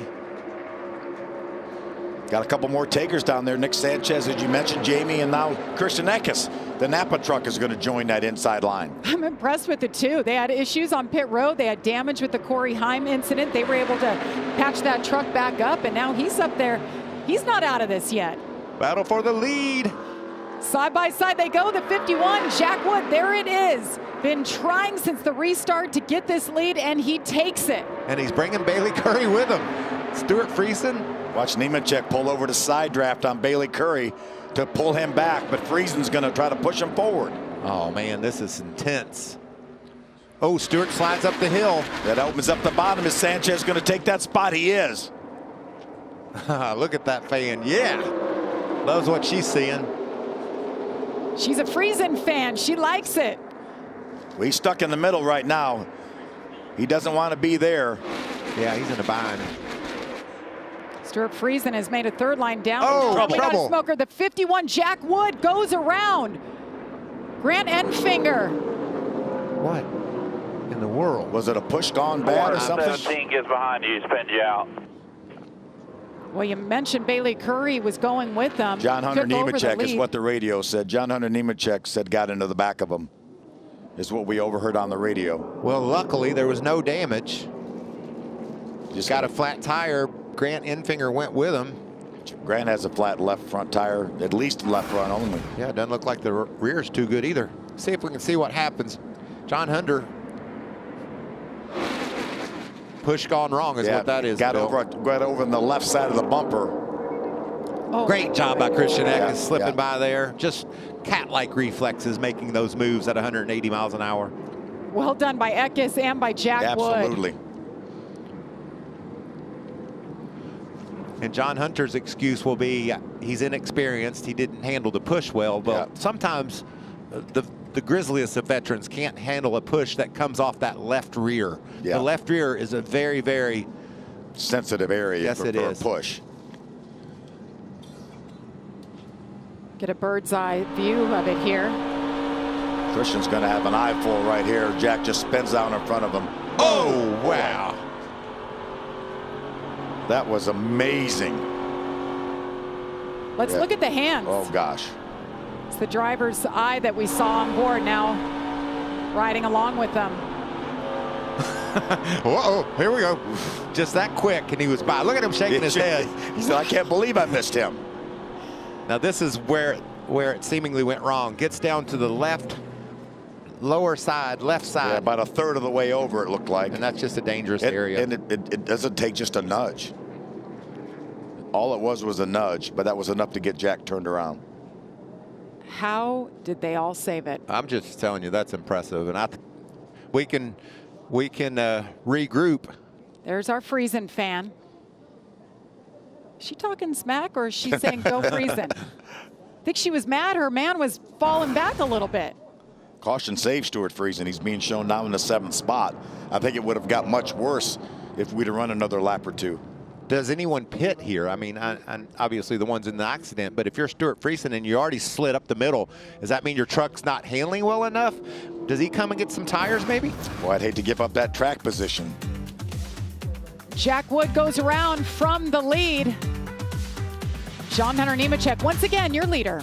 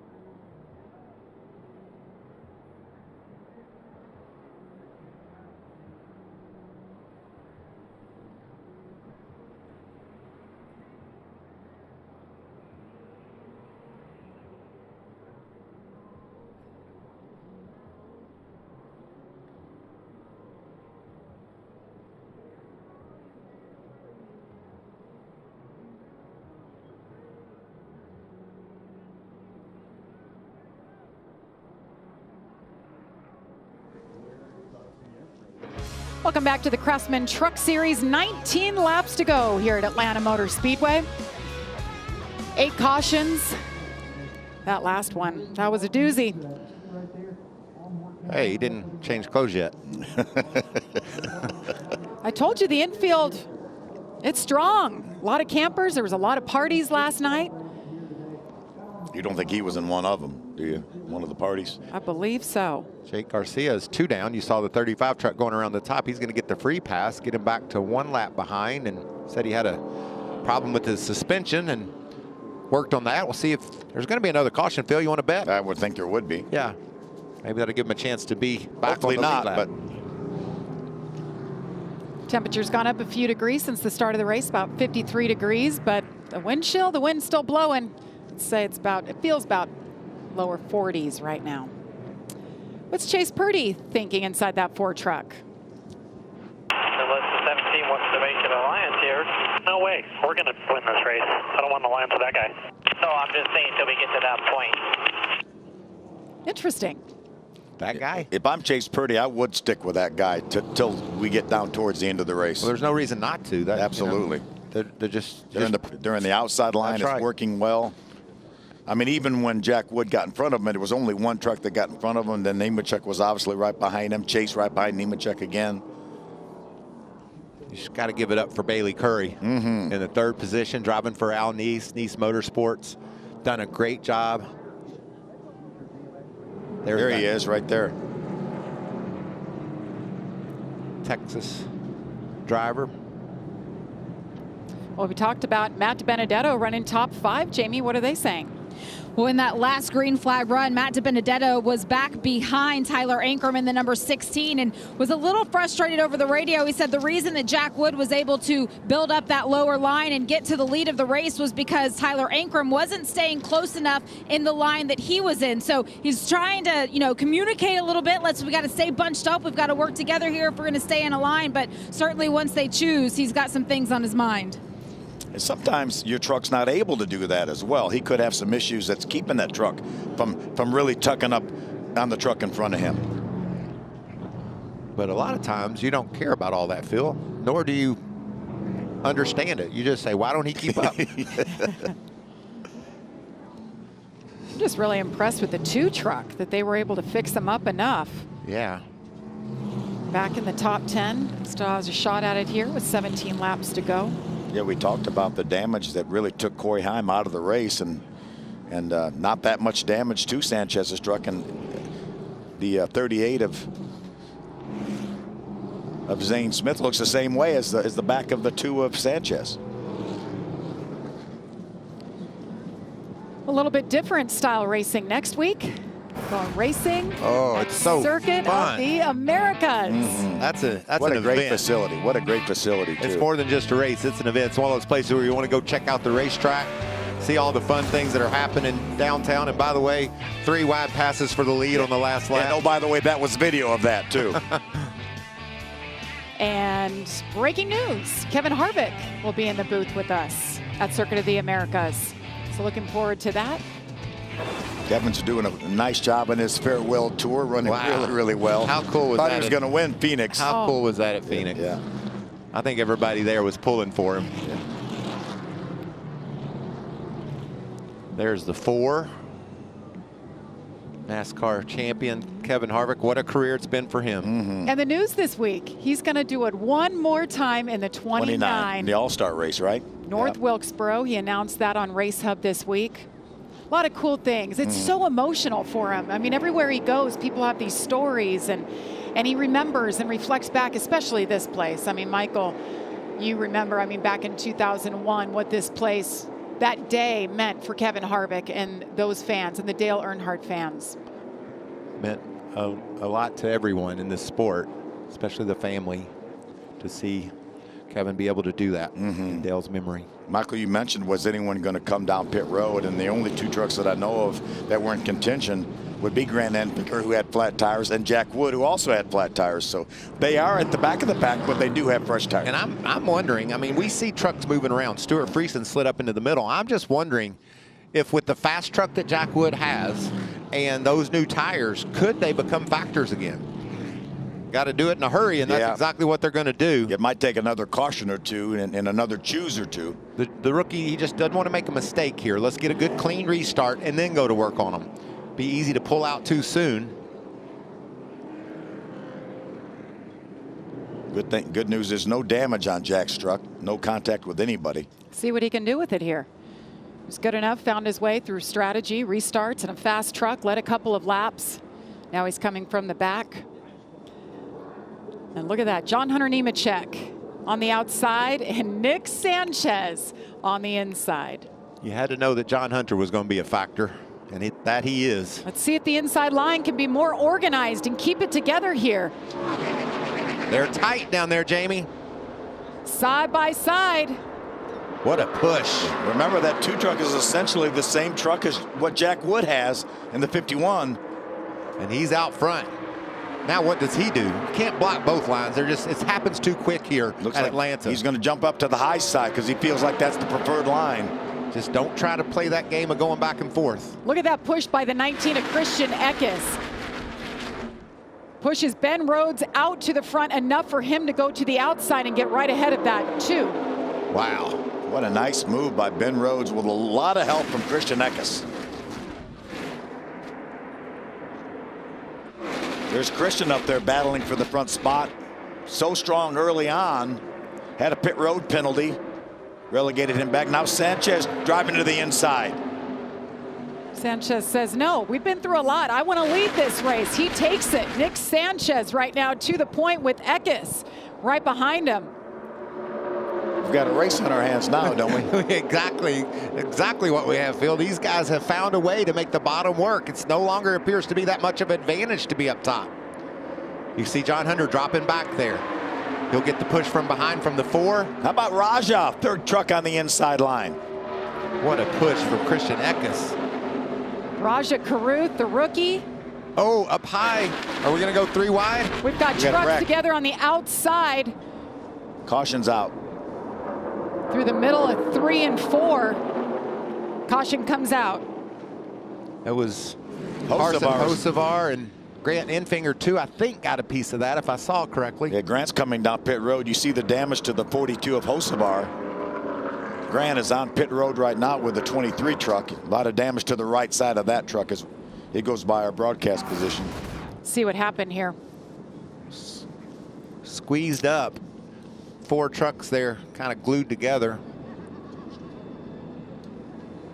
Carson was running in 13th position, and it just went wrong back there. It looked like, you know, I said trucks slipping around, sliding up. That looked like maybe what happened there.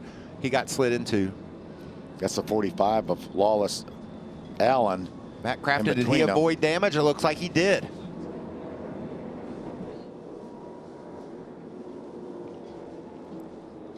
$11 laps to go. It's go time, right? Yeah. Oh, Daniel Dye, nice job getting out of the gas. Spotter called down and said, we got to go low. We got to crash ahead. He's able to pull low. It looked like Grant was already down on the apron. I don't think Grant was involved in that incident, but he certainly has damage. Let's listen in on the 2 and Nick Sanchez. Gotta listen, man. Gotta be sooner and quicker, all right? I got you there. My bad. I say down 1 or up when you pull on that thing ASAP. No wait. Don't hesitate. I'm not gonna wreck you. Just do what I tell you when I tell you to do it. Copy. Gotcha. That's Derek Nealon, spotter. Derek Nealon's very confident about his job. He understands every move that's being made on these big tracks. Watching from the spotter stand and making those quick calls. Yeah, he spots for Kyle Busch now this year in the Cup Series. There's their view from above. The spotter stand, a chilly place to be. A lot of action going on. Who wins it? Will it be Nick Sanchez?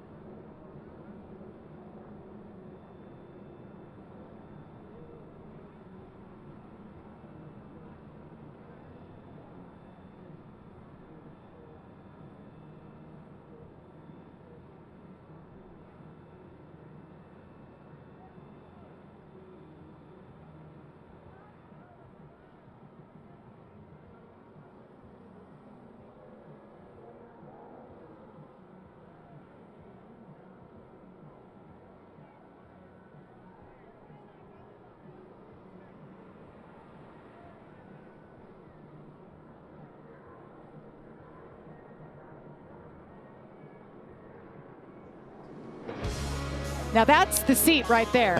Chilling, feet up, watching all this racing action, having a good old time. We welcome you back to Atlanta, under caution now for the 9th time. things have gotten busy. We knew they would. Half of the race. We talked about that, Jamie. Every lap that goes by, they're going to get crazier, and it started on a restart at about lap 80 or so. You can see Nick Sanchez looked like his day's in jeopardy. Now where is he? His truck just stalled on the racetrack on the restart. Corey Heim with nowhere to go ran into the back of him. Dean Thompson gets squeezed into the outside wall. And then around goes Jack Wood off the bumper of John Hunter Nemechek, turn 2. But watch the driving by Christian Eckes slipping by there. Carson Hocevar squeezed into the wall. Yeah, our most recent incident, Matt Crafton might have got a little piece of that. 45 Lawless Allen as well. We saw the 23 of Grant Enfinger was already on the apron. Something had happened to Grant. It's been a wild day for Nick Sanchez, the rookie. His first experience here, and reminder, they didn't have any practice, didn't have qualifying here. So he's been learning as he goes, and they've had issues, but they've overcome, and he's our race leader. Fast truck. You see Jack Wood, he got back to 20th. Restarted back in the 28th spot after that spin we just showed a moment ago. He's cautioned, he needed a caution, but the caution laps he doesn't need. He needs more time. Jamie? Well, Nick Sanchez, you called him the rookie. It's only his 3rd Truck Series race, and he did race back in Las Vegas where Kyle Busch was behind the wheel of the number 51, won that race, and so he did get, as part of Rev Racing in the KBM partnership, he got to sit in on a post-race debrief with Kyle Busch, and he said he learned so much from that experience and just how over the course of the race you need to make those adjustments to make the truck come to you. That was his plan coming into the race today. He said, I can't just be stagnant out there. We've got to actually build on something. He's been able to do that despite the issues that they have had, and you see him now leading.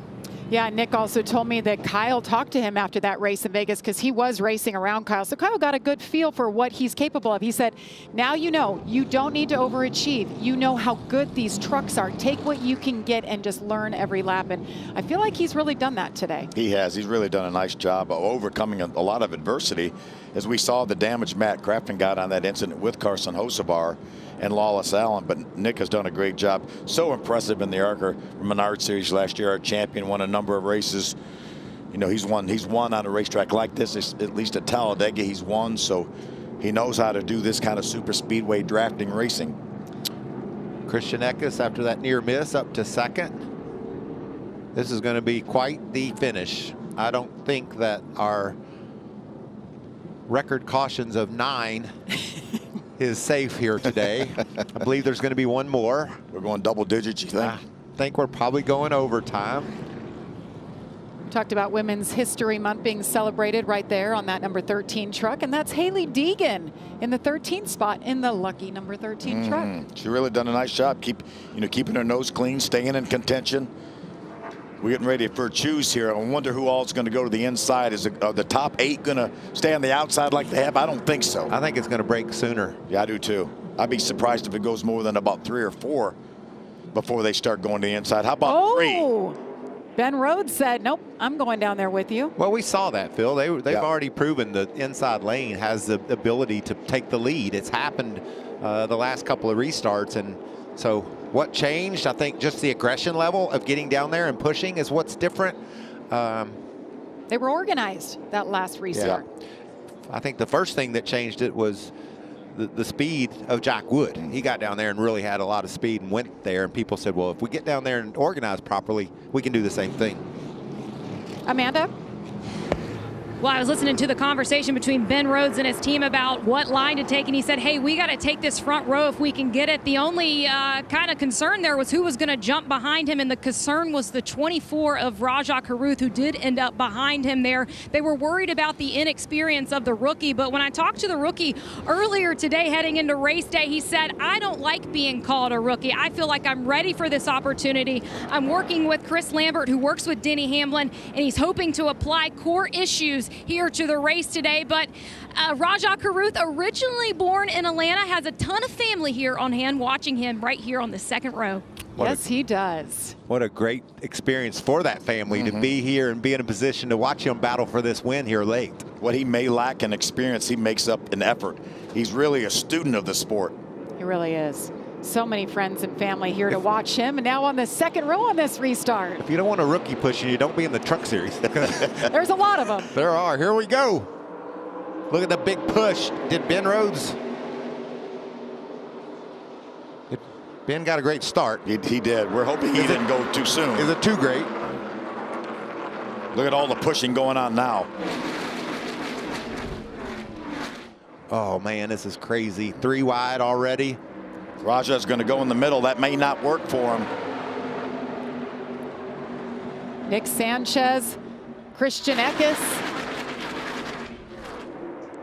What it must feel like for this young man to be leading this race at Atlanta. As he crosses the finish line, we've reached our Craftsman 5 to go. Ben Rhodes trying to bring that bottom line up there. Oh! Got a truck sideways right in the middle. Ben got that was pushed. Ben Rhodes. Yeah, big push that went wrong, but he was able to save it somehow. And now he's going to get ahead of Nemechek. Caution's out. And caution is out for the 10th time. We do break the record. Now, officially, the most caution flags. And now I bet officially we're going to go into NASCAR overtime. Oh, boy. Carson Hocevar with no rear spoiler. Those are so difficult to drive when that happens. I mean, hardly anybody can drive. I don't know of anyone that could hang on to one of them like that, and Carson wasn't able to. That truck has significant damage.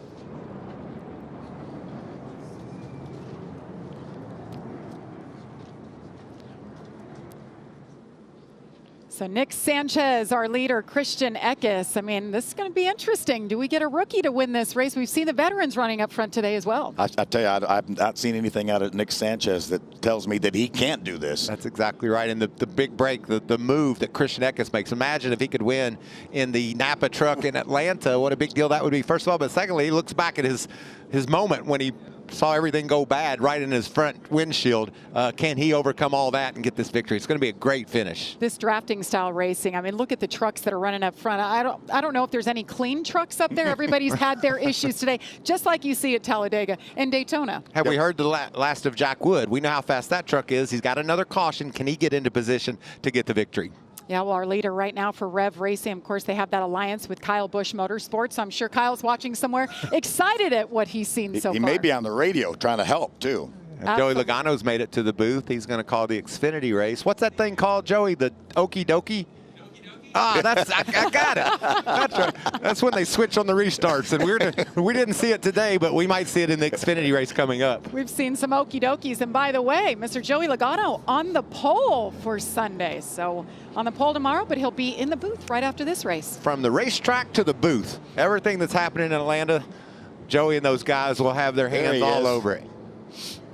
Joey Andy Logano tries to politely crouch out of the way. I see Adam Alexander, and it looks like, is it Daniel Suarez back there with Adam? Danny, mi amigo. Our amigo. That's backstage all access right there. That's right. When you turn on FS1 for the truck races, just don't know what you never know what you're going to see. Adam Alexander's time might be tied by the time they get to these seats. Stat guys, Russell, Jimmy, they're thinking, what happened to our camera time? These guys keep us honest. A lot of moving parts on a day like today where you have the Cup Series qualifying, and then we went straight into the truck race, and then you got the Xfinity race coming up. Long hours for our cameramen and all the women working out there today, so thank you so much. What a great job they do, too. How about Rich Gross? His first Truck Series race as a producer. It's been fun working with Rich. Yeah. I want to say hello to our regular producer, Mark Smith, that due to a family issue is not here. Say hello to him. We miss him. He'll be back next week. I see a lot of cloud cover all of a sudden. We are officially going to NASCAR overtime. There it is right there, two-lap shootout. There's the choose. No, I don't think so. Not choosing? No, they're not choosing. No. I saw some go to the inside, some to the outside. I thought they were choosing. They're practicing, Phil. Practicing choosing. You got to make sure you're on your game. Yeah, I saw this light still on the safety truck, so I said, well, they're not choosing, and then one went to the inside, one went to the outside. More time for this young man right here to think about what he needs to do here. And we know he's going to choose first. And we know he'll choose the outside, correct? And then Christian Eckes, who's been so strong. has overcome a penalty. Look at that pitted windshield he has to try to look through. That's exactly what it feels like when you're behind the wheel of one of these trucks. Ben Rhodes, the last win for him came on dirt last year, so it's been a while for him. New crew chief this year. Our champion from 2021. There's John Hunter Nemechek in the 17 truck.